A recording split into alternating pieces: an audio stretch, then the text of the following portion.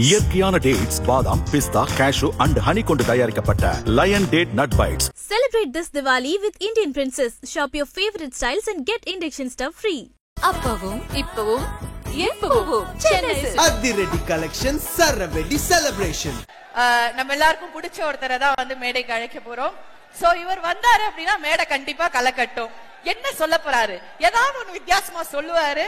கண்டிப்பா அதுல வந்து நம்ம வந்து ஒரு டேக்அவே இருக்கும், ஒரு நக்கல் இருக்கும், நையாண்டி இருக்கும், கியூட்னஸ் இருக்கும், எல்லாமே இருக்கும். அப்படிங்கிற மாதிரி complete package. Let's welcome Parthiban sir அவர்கள் ஆன் ஸ்டேஜ்.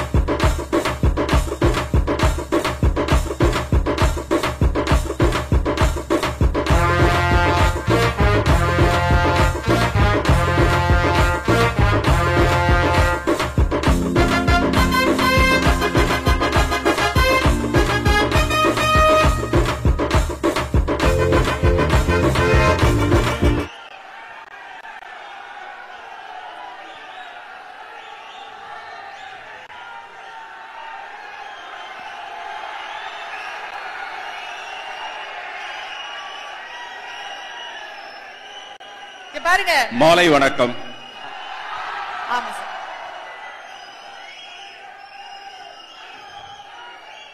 உங்களுக்கு எல்லாருக்கும் தெரியும், நான் பேசி அருண் விஜய் பேசினதுக்கு அப்புறமேல கடைசியில தான் உங்க தலைவர் பேசுவாரு. உங்களுக்கு நல்லா தெரியும். நாங்கெல்லாம் சுமாரா பேசினதுக்கு அப்புறம் அவர் சிறப்பா பேசுறதுக்காக அவர் வருவாரு. அதுவரை கொஞ்சம் அமைதியா இருந்தீங்கன்னா ஃபாஸ்டா நம்ம முடிச்சிடலாம். ஃபாஸ்டா அவர் வந்து பேச வருவாரு. ஓகேயா? மாலை வணக்கம். சங்கம் வைத்து தமிழ் வளர்த்த இந்த மதுரை மண்ணுக்கு அந்த மாலை வணக்கம். வணக்கம் யாருக்குன்னா, கொஞ்சம் தயவு செய்து அமைதியா இருங்க, அப்பதான் நம்ம பேசுறதை கேட்க முடியும்.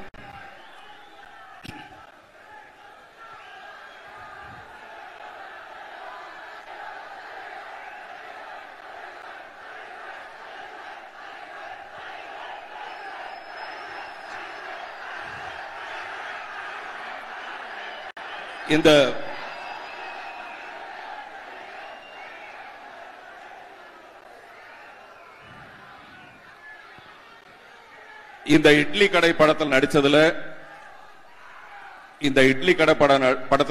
எனக்கு ரொம்ப சந்தோஷம். நேத்து இப்ப நான் பேச போறது உங்களை பத்தி தான் பேச போறேன். அதனால கொஞ்சம் அமைதியா இருங்க. உங்களை பத்தி தான் பேச போறேன். நீங்க யாருங்கிறது உங்களுக்கே சொல்ல போறேன். நேத்து ஒரு துக்க செய்தி வந்தது. என்ன பத்தின ஒரு துக்க செய்தி வந்தது சோசியல் மீடியால, யூடியூப்ல எல்லாம். பொதுவா என்ன பத்தி மட்டும் இல்ல, நிறைய நடிகர்களை வந்து இவர் காலம் ஆயிட்டாரு, இவர் இறைவனடி சேர்ந்துட்டாரு, அப்படிலாம் நிறைய துக்க செய்திகள் வரும்.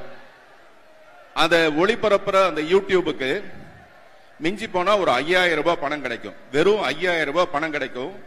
அதுக்காக உயிரோடு இருக்கிற ஒரு மனுஷனை சாகடிக்கிறதுக்கு ரெடியா இருக்கிற இந்த சொசைட்டில அன்பு எங்க கிடைக்கும்?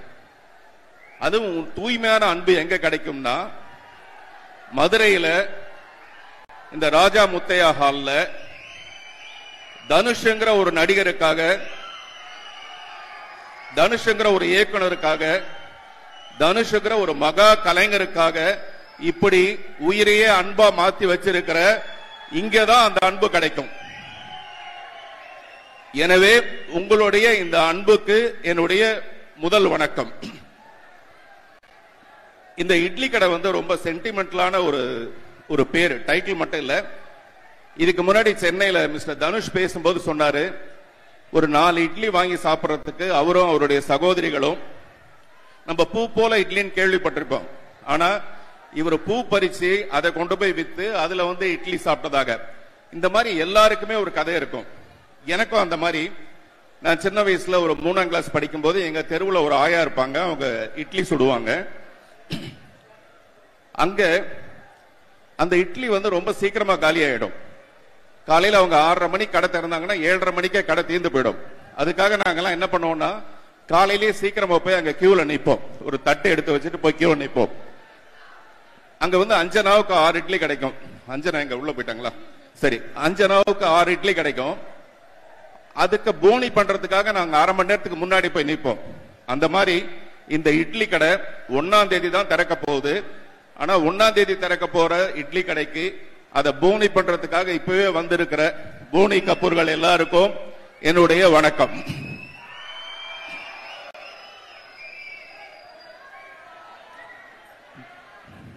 மிஸ்டர் தனுஷ் நீங்க என்னவா இருக்கிறது உங்களுக்கு பிடிச்சிருக்குன்னு கேட்கும் போது அவர் சொன்னாரு, டைரக்டரா இருக்கிறத விட நடிகரா இருக்கிறத விட ஒரு அப்பாவா இருக்கிறதா எனக்கு பெருமையா பாக்குறேன் அப்படின்னு சொல்லி சொன்னாரு. அவர் அவருடைய குழந்தைகளுக்கு மட்டும் அப்பா இல்ல. இந்த ட்ரெஸ் எல்லாம் பாத்தீங்களா, எனக்கு அருண் விஜய்க்கு எல்லாம் பயங்கர பந்தாவா நாங்க வந்திருக்கோம். ஒரு அப்பா என்ன பண்ணுவாருன்னா தன்னுடைய குழந்தைங்களுக்கு எல்லாம் நல்ல ட்ரெஸ் வாங்கி கொடுத்துட்டு அவரு மட்டும் ரொம்ப சாதாரணமான ஒரு ட்ரெஸ் போட்டிருப்பாரு. இந்த ட்ரெஸ் எல்லாம் தனுஷ் கம்பெனில தான் வாங்கி கொடுத்தாங்க எனக்கு, பந்தாவா வாங்கன்ட்டு. ஆனா இந்த இட்லி பானையில இட்லி தட்டு மேல அந்த இட்லி மாவை ஊத்துறதுக்கு முன்னாடி எல்லாம் ஒரு வெள்ளை துணி ஒண்ணு போடுவாங்க, நல்ல மல் கிளாத்து, தும்பப்பூ மாதிரி இருக்க ஒரு வெள்ளை கிளாத் ஒண்ணு போடுவாங்க. அந்த கிளாத்ல ஒரு 6 மீட்டர் வாங்கி அதுல 4 மீட்டர்ல வேஷ்டி சத்திக்கிட்டு 2 மீட்டர்ல சட்டை தச்சுக்கிட்டு ஒரு மாலை, அந்த மாலை கூட அவருடைய தாத்தாவுடைய மாலையை பாட்டி கிட்ட போய் தாத்தான்னு கேட்டு வாங்கி அந்த மாலையை போட்டுக்கிட்டு இப்படி ஒரு சிம்பிளான ஒரு மனிதர். இவர் யாருன்னு கேட்டா இங்க மட்டும் இல்ல, தமிழ்நாட்டில் மட்டும் இல்ல, உலகம் பூரா புகழ் பெற்ற பிரசித்தி பெற்ற ஒரு நடிகர். இவ்வளவு சிம்பிளா இருந்து இந்த வெள்ளை வேஷில என்ன பண்றாருன்னா எல்லாருடைய மனசையும் கொள்ளையடிச்சுட்டு போயிடுறாரு. இந்த ட்ரெஸ் எல்லாம் அப்படியே டோட்டலா வேஸ்டா போயிடுது. நான் மதுரை மீனாட்சி அம்மனை பத்தி ஒரு கவிதை எழுதியிருந்தேன். அந்த கவிதை மதுரையில் மீனாட்சி தான் அழகு, மதுரையில் மீனாட்சி தான் அழகு, பெண்ணே பிரகாரத்தில் நீ இல்லாத போது. அதாவது அந்த பொண்ணு அழகா இருக்கிறா, மதுரை மீனாட்சி அம்மனை விட அழகா இருக்கிறா அப்படின்னு சொல்லியிருந்தேன். அந்த மாதிரி இந்த தேசிய விருது எப்ப மத்தவங்களுக்கு கிடைக்கும்னா தனுஷோட படம் அந்த தேசிய விருது பட்டியலில் இல்லாதப்ப மட்டும்தான் மத்த நடிகர்களுக்கு தேசிய விருது கிடைக்கும். இவருடைய படம் அங்க போச்சுன்னு வச்சுங்களேன், வேற எவனுக்குமே தேசிய விருது கிடைக்காது. ஒண்ணு இவருக்கு கிடைக்கும், அல்லது இவர் படத்துல வேலை செஞ்ச, வாத்தி படத்துல வேலை செஞ்ச ஜிவி பிரகாஷுக்கு இந்த தடவை நேஷனல் விருது கிடைச்சிருக்கு. அதனால தேசிய விருது பெற்ற ஜிவி பிரகாஷுக்கு நம்ம எல்லாம் ஒரு தடவை ஜோரா கை தட்டுவோம். இன்னைக்கு வரல அவரு. இந்த படத்துல நடிச்சவங்களை பத்தி பேசுறதுக்கான நிறைய விஷயம் இருக்கு. மிஸ்டர் தனுஷ் மட்டுமே இல்லாம மிஸ்டர் அருண் விஜய் ஒரு கம்ப்ளீட் ஹீரோ, ஒரு கம்ப்ளீட் ஹீரோ.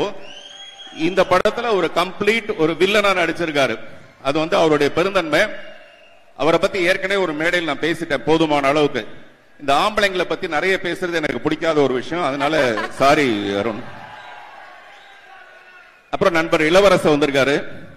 அவர் இவ்வளவு பெரிய நடிகர்னு தெரியாம அவரு கேமராமேன நடிச்சிட்டு இருந்தாரு. கொஞ்ச நாளைக்கு கேமராமேன நடிச்சிட்டு இருந்தாரு. அவரு சபாஷ்னு ஒரு படம், அந்த படத்தோட டைட்டிலே அவருடைய போட்டோகிராஃபியை பார்த்து தான் அந்த டைட்டிலே வச்சிருப்பாங்க. அதே மாதிரி இந்த படத்துல இந்த ராட்சசி ஒருத்தி நடிச்சிருக்காங்க, நித்யா மேனன். அவங்க நல்லா நம்ம மதுரகார பொண்ணு மாதிரி, கொஞ்சம் பூசின மாதிரி, அழகான முகத்துல மஞ்சள் பூசின மாதிரி ஒரு அழகான பொண்ணா இருப்பாங்க. அந்த மாதிரி இன்னொன்னு யாரு, ஷாலினி பாண்டேன்னு ஒருத்தவங்க. இந்த மாதிரி நிறைய பேர் இந்த படத்தில் நடிச்சிருக்காங்க. உங்களுக்கு இது ஒரு பெரிய சிறப்பான ஒரு விருந்தா இருக்க போகுது இந்த படம்.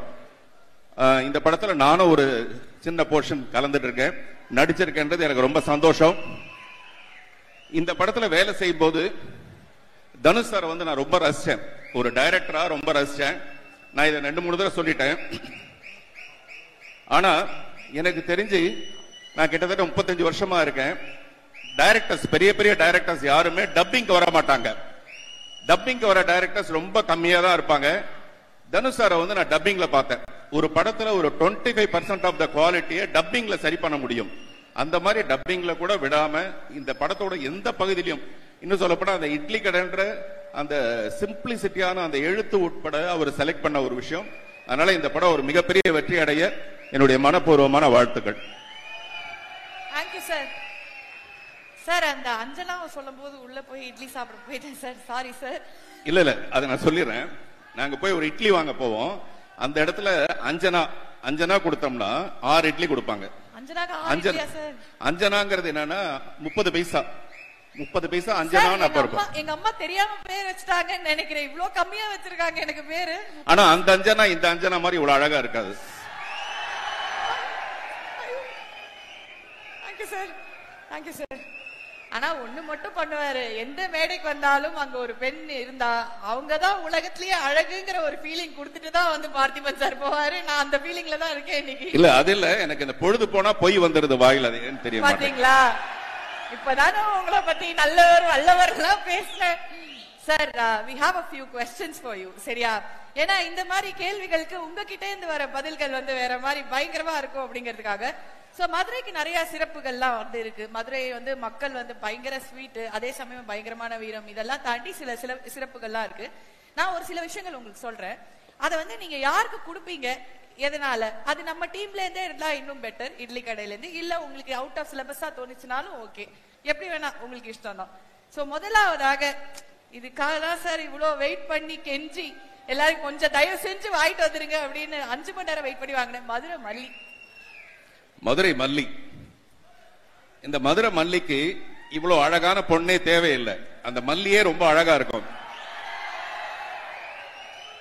உண்மையிலே வெறும் சௌரியை மட்டும் மாத்தி அந்த சௌரிக்கு மேல இந்த மல்லிகைப்பூ போட்டாலே ரொம்ப அழகா இருக்கும். எப்படி சௌரி வச்செல்லாம் கண்டுபிடிக்கிறேன்னு தெரியல. சரி, ஓகே.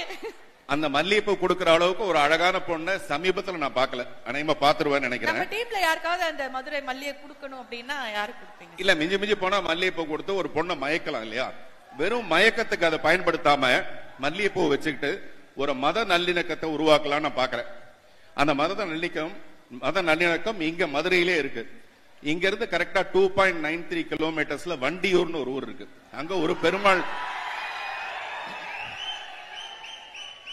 பெருமாள் கோயில் இருக்கு. அந்த பெருமாள் கோயில்ல உள்ள துலுக்க நாச்சியான்னு சொல்லிட்டு ஒரு அம்மன் இருக்கு. துலுக்க நாச்சியா ஒரு முஸ்லிம் பிரின்சஸ். அவங்க அந்த அம்மன் வந்து அழகரை வந்து காதலிச்சதாக ஒரு ஐதீகம் கதையெல்லாம் இருக்கு. நான் என்ன நினைக்கிறேன்னா, இந்த மல்லிகைப்பூ ஒரு மாலையா கட்டி அந்த துலுக்க நாச்சியாரு கொண்டு போய் படைச்சு வரலாம்னு நினைக்கிறேன். இதுக்குதான் வந்து பார்த்திபன் சார்ட்ட கேட்கணும் இந்த கேள்வி எல்லாம் அப்படிங்கறத. ஒரே ஒரு கடைசி கேள்வி மட்டும், ஓகே? நான் நிறைய வச்சிருந்தேன், நீங்க வந்து ரொம்ப அழகா நிறைய விஷயங்கள். கடைசி கேள்வி போயிடலாம். ஆடுகளம்ல வர மாதிரி ஒரு சேவல் சண்டை நீங்க வந்து நடத்துனீங்கன்னு வச்சுக்கோங்க. தனுஷ் அவர்களுக்கு ஆப்போனண்டா பேட்டைக்காரனா யார கேஸ்ட் பண்ணா நல்லா இருக்கும் டைரக்டரா யோசிச்சு நீங்க சொல்லுவீங்க, அது எங்களுக்கு தெரியும். அந்த சேவல் வந்து சாதாரண சேவல் இல்ல, அது தனுஷோட கையில இருக்கிற சேவல். தனுஷோட ஹேண்ட்லிங் எவ்வளவு நல்லா இருக்கும்னு நான் சொல்லியிருக்கேன் ஏற்கனவே. ஒரு நடிகரையுமே அவர் எப்படி ஹேண்டில் பண்றாருன்னு சொல்லியிருக்கேன். அப்ப அந்த சேவலை வந்து அவர் எவ்வளவு பிரமாதமா தயார்படுத்திருப்பார் இல்லையா? அந்த சேவல் கிட்ட போட்டி போட்டு நம்ம தோக்கிறதுக்கு பதிலா நம்ம சமாதானமா போயிடலாம். 1ஆம் தேதி அன்னைக்கு ஃபர்ஸ்ட் டே ஃபர்ஸ்ட் ஷோக்கு ஒரு 10 டிக்கெட் கொடுங்க, நான் சமாதானமா போயிடுறேன்னு கேட்டு வாங்கிட்டு போயிடலாம். Okay sir, thank you sir, thank you so much. And நீங்க ஒரு படத்துக்கு பெரிய பக்கபலம். சோ இந்த படத்துல வந்து பெரிய பெரிய பெரிய பக்கபலமா இருப்பீங்க அப்படின்னு நாங்க வந்து நம்புறோம். தேங்க்யூ. நிறைய இருக்கு சார். மீனாட்சி அம்மன் கோயிலுக்கு யார கூட்டிட்டு போவீங்க அப்படின்னு கேட்டிருக்காங்க சார். என்ன வேணா கூட்டு போயிடுங்க, நான் இன்னும் பாக்கல. இது என்ன கடைசி கேள்வி என்ன சார்? அத கடைசியா நான் கேட்டேன் சார். சங்கம் வச்சு தமிழ் வளர்த்த மதுரை மக்கள் பத்தி உங்க ஸ்டைல்ல ஒரு கவிதை சொல்லுங்க அப்படின்னு நாங்க வந்து ஒரு தமிழ் கவிதை சொன்னா நல்லா இருக்கும் அப்படின்னு. மதுரையை பத்தி ஒரு கவிதை சொல்லுங்க, அது நல்லா இருந்தது அந்த கேள்வி. அந்த கொஸ்டின் பேப்பர் வந்து எனக்கு அவுட் ஆயிடுச்சு. அப்படியா? பத்த வச்சதால கண்ணகி மதுரையை அழிச்சு பேர் வாங்குறதை விட பாசம் வச்சதுனால இந்த மதுரைக்கார பசங்களை அடிச்சுக்கிறதுக்கு ஆளே இல்லை.